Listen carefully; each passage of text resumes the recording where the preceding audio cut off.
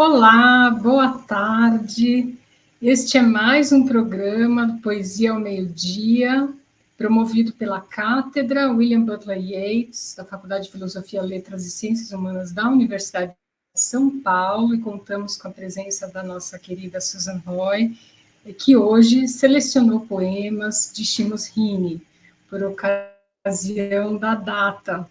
E aproveito a dizer que o Poesia ao Meio Dia também comunica o lançamento da edição bilíngue dos poemas do Heaney, traduzidos pela poeta e tradutora Lucy Collin, sairá agora no primeiro Festival da Palavra, em Curitiba, nesses próximos dias, e também no simpósio, no 18º Simpósio de Estudos Irlandeses, no Brasil, a acontecer esse ano em Ouro Preto, né?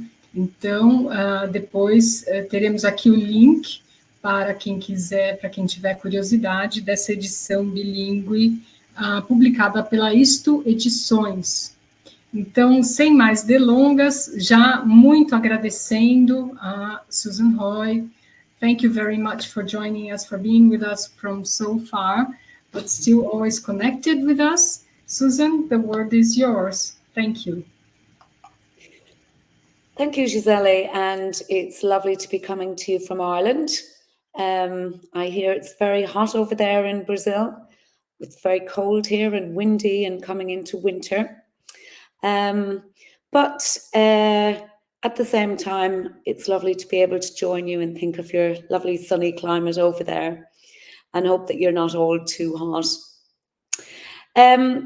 This month, I'm going to share with you some Seamus Heaney poems, basically because it's been 10 years since his death. He died on August the 30th, 2013. And he really is considered the most significant poet in Irish literature after W.B. Yeats. His final words to his wife were "Noli timere," which actually means do not be afraid.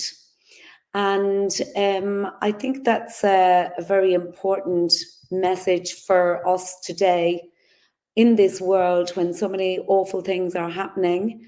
You know, to think of like, do not be afraid brings us, we can address it to every single part of our life. And Seamus Heaney revealed this, or sent this in a text message to his wife as he was on his hospital bed. I guess his death was an event that shook the poetry world, especially in Ireland, to its core. And there was a poet, Maurice Riordan here, who was an editor of the Poetry Review. He described it as the felling of a great oak. I was indeed myself very fortunate to have a personal connection with Seamus Heaney, as he was my professor of English when I attended university here in Dublin. He was just in our small college for a year before he went off to the States. So we were very, very lucky to have had him in our midst. So this significant anniversary of Seamus Heaney's, it was commemorated in Ireland with many different events like readings and exhibitions and tributes to the great poet.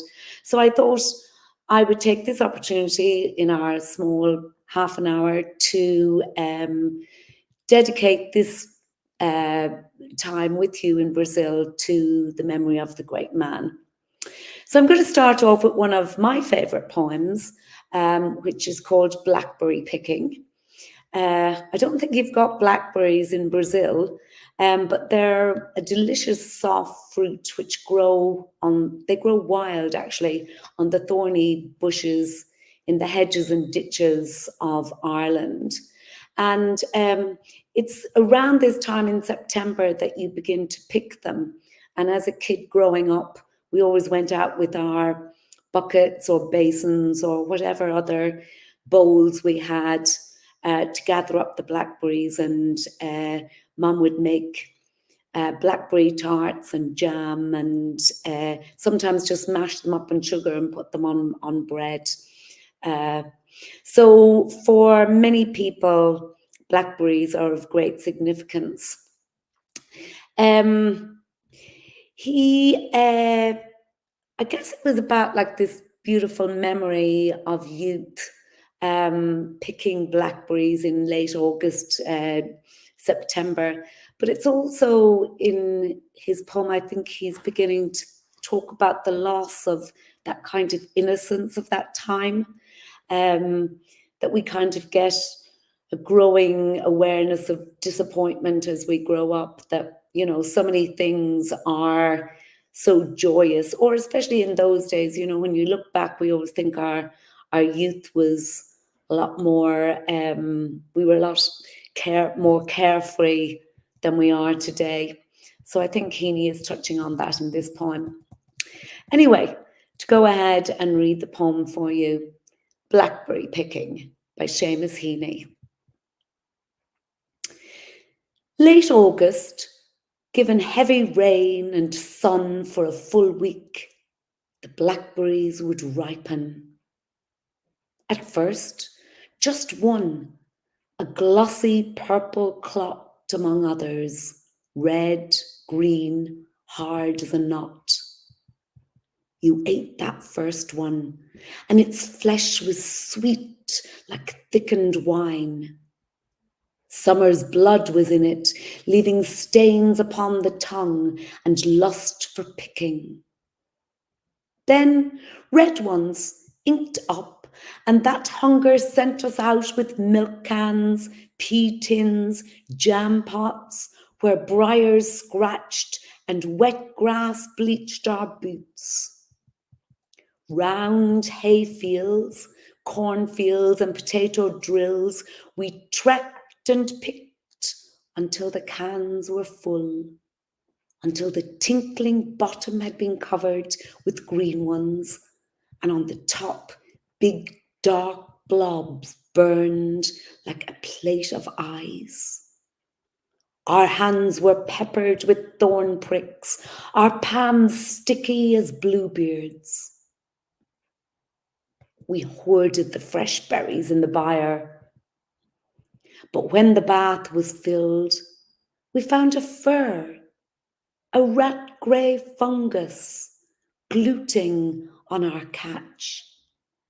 The juice was stinking too. Once off the bush, the fruit fermented. The sweet flesh would turn sour. I always felt like crying. It wasn't fair that all the lovely canfuls smelt of rot. Each year I hoped they'd keep, knew they would not.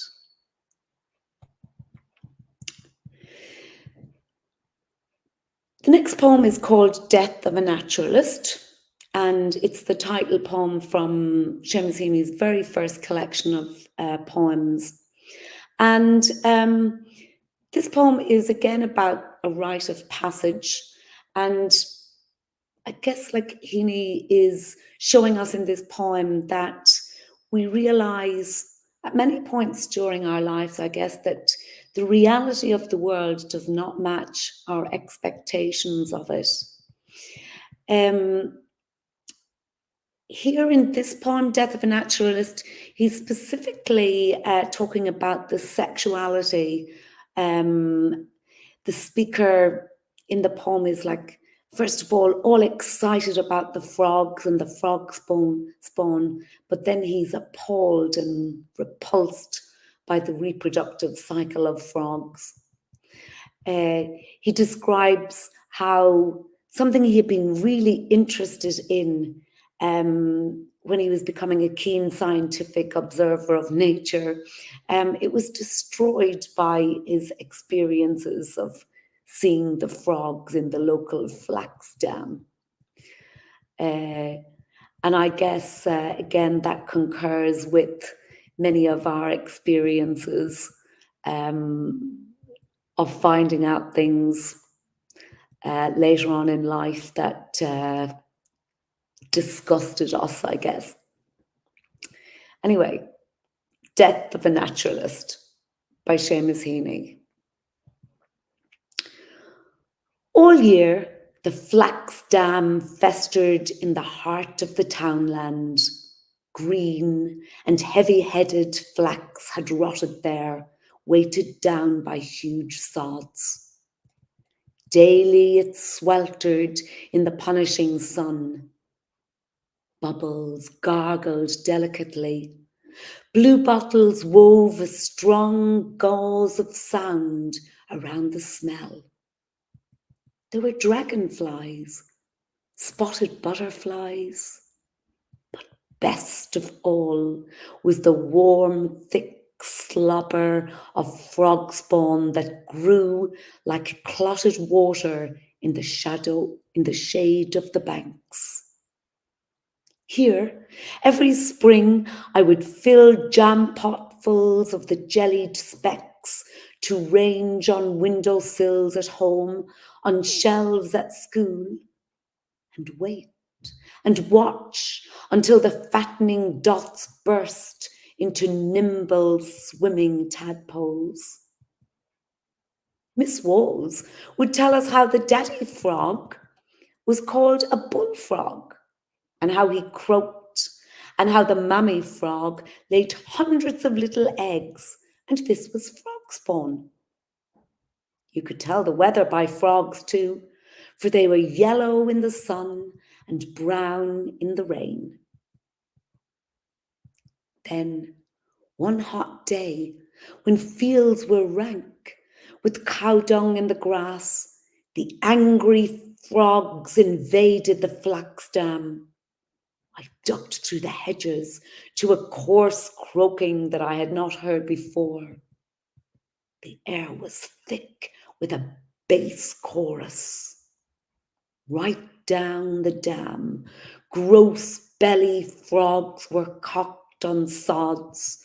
Their loose necks pulsed like sails. Some hopped. The slap and plop were obscene threats. Some sat, poised like mud grenades, their blunt heads farting. I sickened, turned, and ran. The great slime kings were gathered there for vengeance, and I knew that if I dipped my hand, the spawn would clutch it. Again, that brings back memories to me. I'm a primary school teacher, and when we started teaching out first in springtime, all the kids brought in jars full of frog spawn, and in class we did the life cycle of the frog, and we would have watched each stage, and then when the tiny tadpoles changed into frogs, we let them all out free in the field outside our school. But it turned out that so many schools and so many children were collecting frog spawn that it became endangered here in Ireland. So they had to make a law that said you're not allowed to collect it anymore, to bring it into school. So those days are now gone, of the frog spawn sitting on the windowsills and on the classroom shelves that Heaney so beautifully remembers in the poem. My next poem always reminds me of Sean, my husband, and his dad. I think it would be a personal favourite of theirs. They had a great father-son relationship, a very dear one. Although and I guess their relationship would have been very like that of the poets and of the poet and his relationship with his father, which was a very different one. And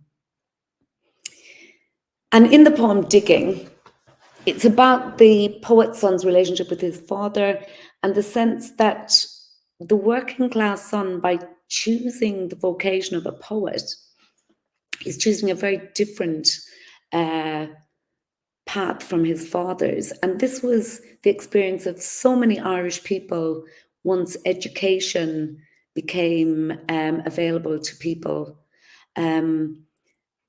Just really our generation. My own dad would have been a farm labourer, left school at 14, and through education, all our family went to university and all got the opportunity to go to university. So in a very short space of time, Irish culture changed.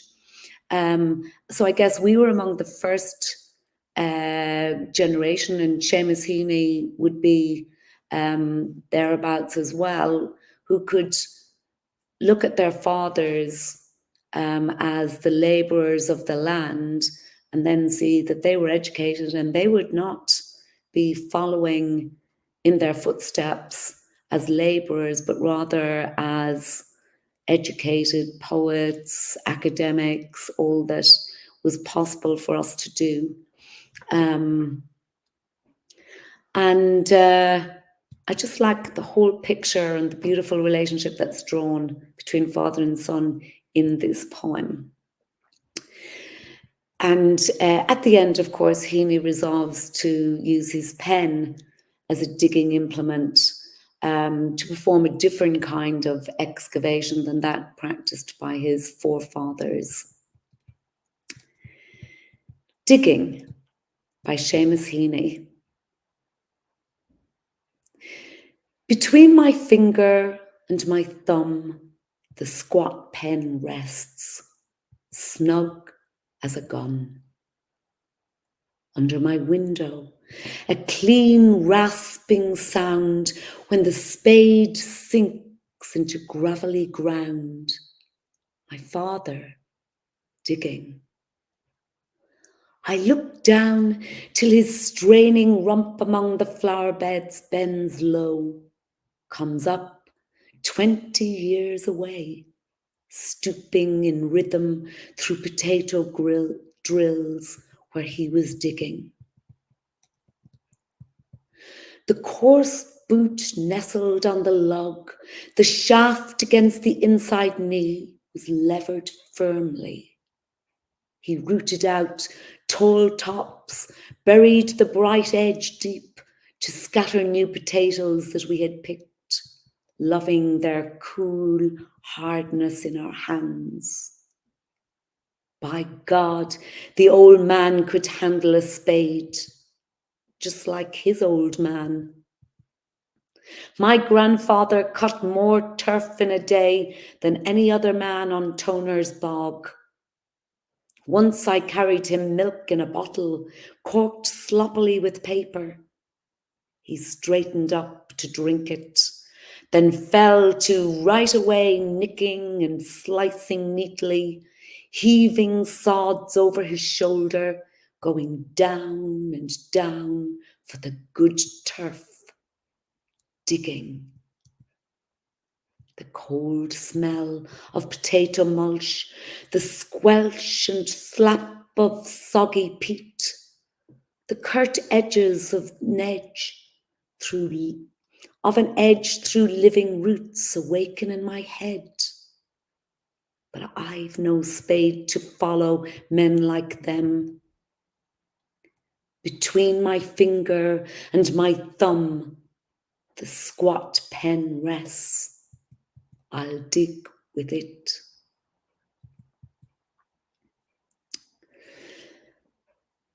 Although Seamus wrote a huge amount of his work was influenced by where he grew up and by the countryside in County Derry and the farm and the land.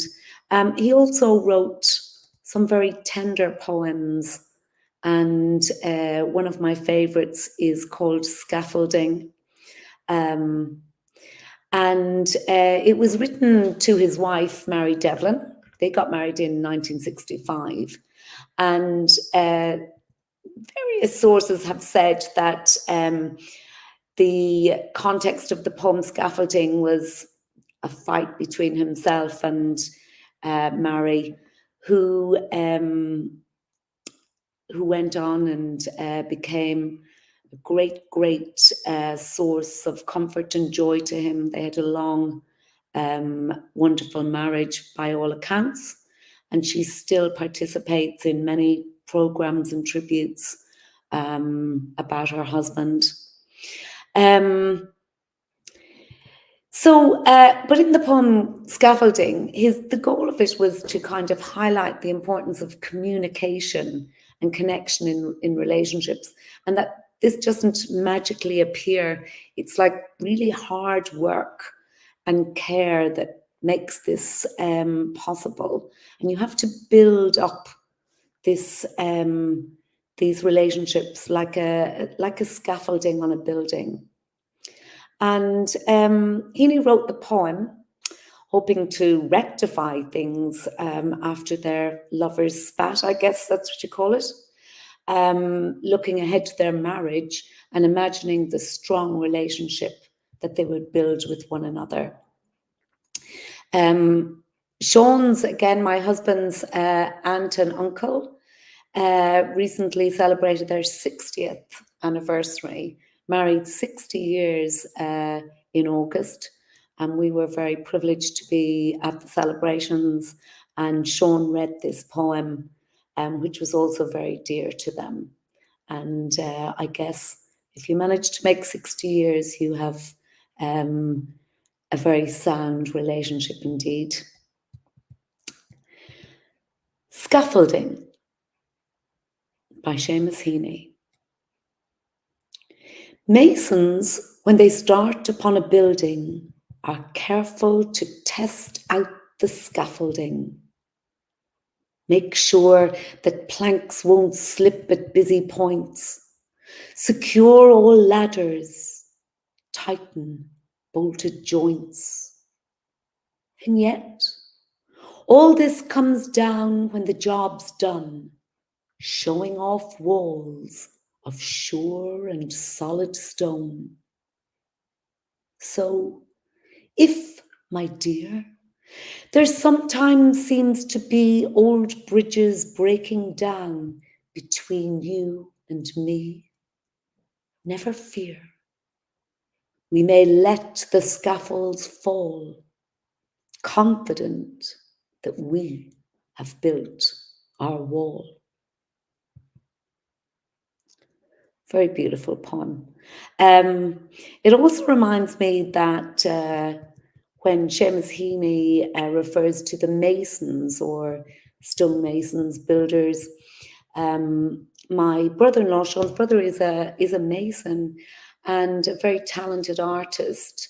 He was the person to whom the Heaney family came and asked Michael to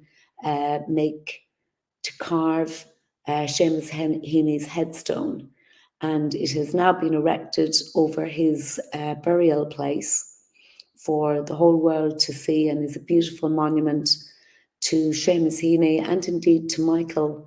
So we also have that very strong family link with Seamus Heaney, which will remain there for eternity, hopefully.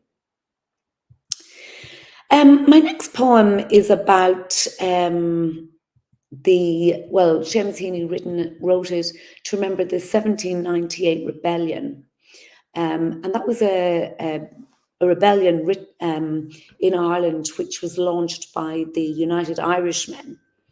At that time, Ireland was the Kingdom of Ireland. It was part of the United Kingdom, and Irishmen wanted to overthrow this kingdom and the connection with Great Britain, and they wanted to establish an Irish Republic. I suppose after the time of the French Revolution, the American Revolution. So the Irish Rebellion of 1798, I suppose not an awful lot of people are very aware of it, but it was very significant in our history.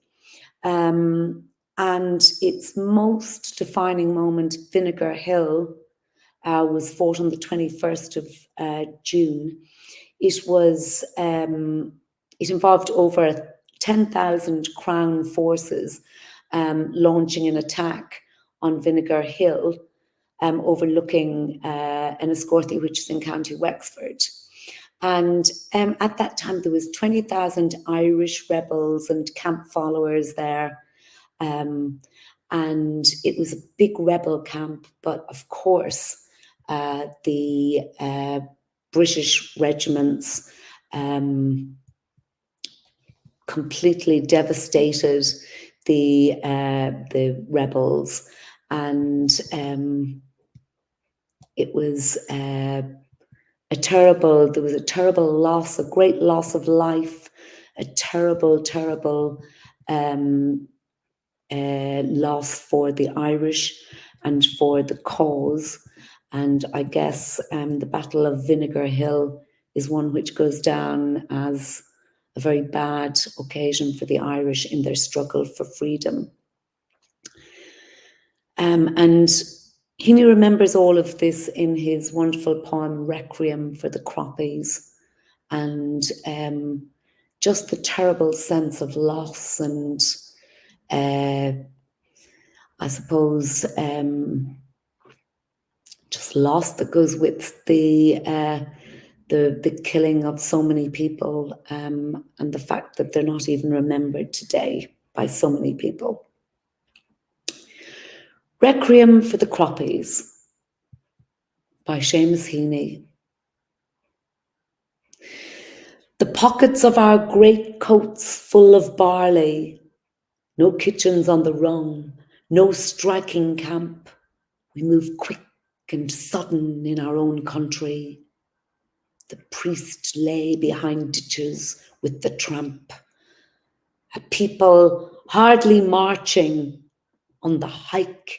We found new tactics happening each day. We'd cut through reins and rider with the pike and stampede cattle into infantry, then retreat through hedges where cavalry must be thrown, until on Vinegar Hill, the final conclave, terraced thousands died, shaking sides at cannon. The hillside blushed, soaked in our broken wave. They buried us without shroud or coffin. And in August, the barley grew up out of our grave. My final Heaney poem today is on a lighter note. It's one I've read to you before, but is worth a mention again. I really love it. It's called Postscript by Seamus Heaney, and it's about just taking time out to enjoy the beauty of the landscape. Here in Ireland, we have some spectacular scenery and an amazing coastline. And Heaney in this poem is just reminding us to take a moment to enjoy the simpler things in life. The beauty of the world around us, the peace and tranquility that is to be found in nature, and the wonder that is all around us every day. Postscript by Seamus Heaney. And sometime, make the time to drive out west into County Clare, along the flaggy shore in September or October, when the wind and the light are working off each other, so that the ocean on one side is wild with foam and glitter, and inland among the stones, the surface of a slate grey lake is lit by the earthed lightning of flock of swans, their feathers ruffed and ruffling, white on white, their fully grown, headstrong-looking heads tucked or cresting or busy underwater. Useless to think you'll park or capture it more thoroughly.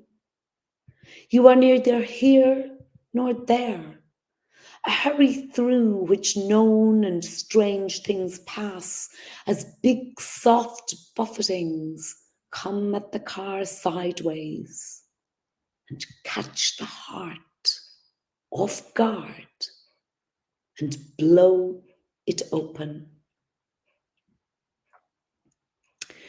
So that's my selection of poems for today. I hope you've enjoyed it.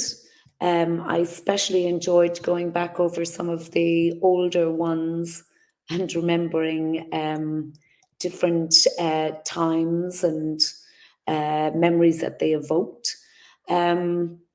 So I'm going to leave you today with Stephen Ray reading one of a poem by Heaney. This special film was made by the Department of Foreign Affairs to celebrate Heaney, and it's got beautiful interpretation of 4 of Heaney poems. So although we'll only do the first one with you here today, you are welcome to click on the link and look at the other 3 in your own time.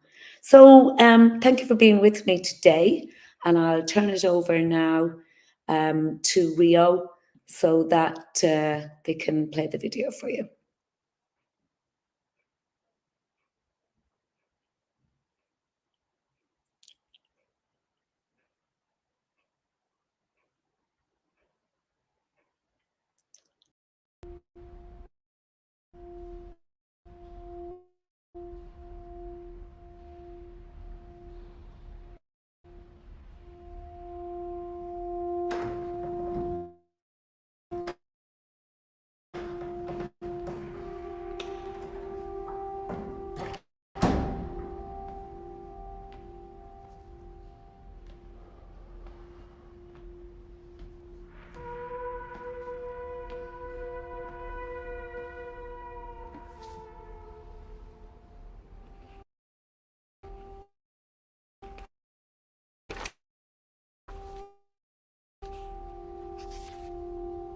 Upend the rain stick, and what happens next is a music that you never would have known to listen for.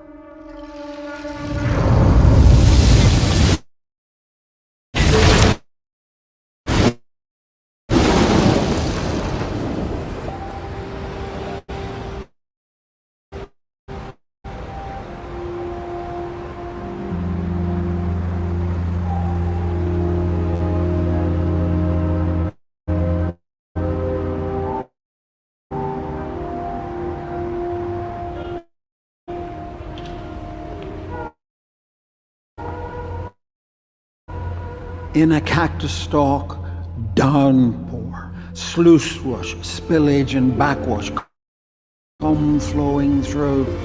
You stand there like a pipe being played by water. You shake it again lightly, and diminuendo run through all its scales like a gutter-stopping trick. Sulfur. They torture one another. They get hurt and they get harmed. And now, here comes a sprinkle of drops, fresh and clean.